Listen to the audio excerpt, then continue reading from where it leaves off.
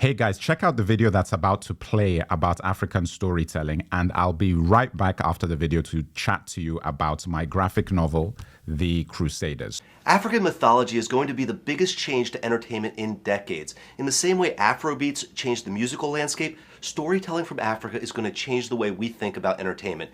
And when you see what they are producing in Africa, you're going to have a hard time going back to the junk they put out in Hollywood. Storytelling in the Western world is boring. In the Western world, there are 6 story archetypes. That's it. Essentially, every book or movie from the Western world falls into one of these categories. So every story is very predictable, and within the first few minutes of a Western movie or book, you can predict the entire plot with a great deal of accuracy. But this doesn't happen in African storytelling. In African storytelling, I have counted over 20 story archetypes, and I'm probably missing half of them. And there aren't any cliches or weird agendas being pushed down the audience's throat either. Now, even though the Western world produces movies and books about Africa, almost all of them have been filtered through the lens of Western storytelling. So what you're left with are Western stories with African characters, where you could substitute all the African characters out with Europeans or Asians, and it would be the same exact experience. But there are African publishers that are eschewing the traditional Western storytelling methodology and giving a true African storytelling experience,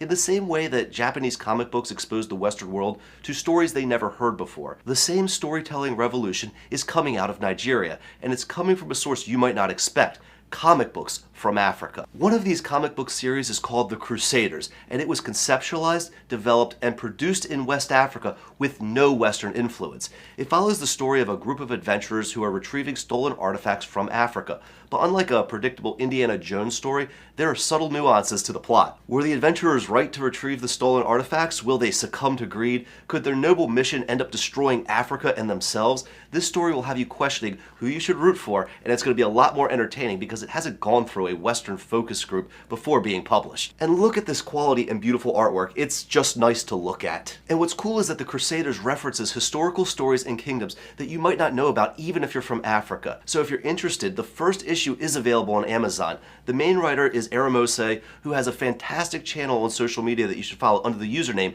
The Merc. I don't think you should buy this comic book series just because it's from Africa, but rather it's a really good story. And as African storytelling becomes more mainstream, we're all going to be treated to significantly better entertainment. But I want to know what you guys think. Have you read any African mythology? What were your thoughts? Do you feel the unpredictability of African storytelling is going to become mainstream, or will audiences want to stick to the tried and true Western plots? Let me know in the comments below. And as always, if this video provided value to you, give me a like and a follow. That really helps out my channel, and I'll see you guys on the next video after reading episode 2, which is going to be coming out soon. Take care, guys. You know that I released a graphic novel. It's now gotten close to the top 100 graphic novels in the world on Amazon. That's crazy because 24 hours ago, less than 48 hours ago, it was number 35,000, 40,000 in the world or something. So guys, I just want to say thank you guys.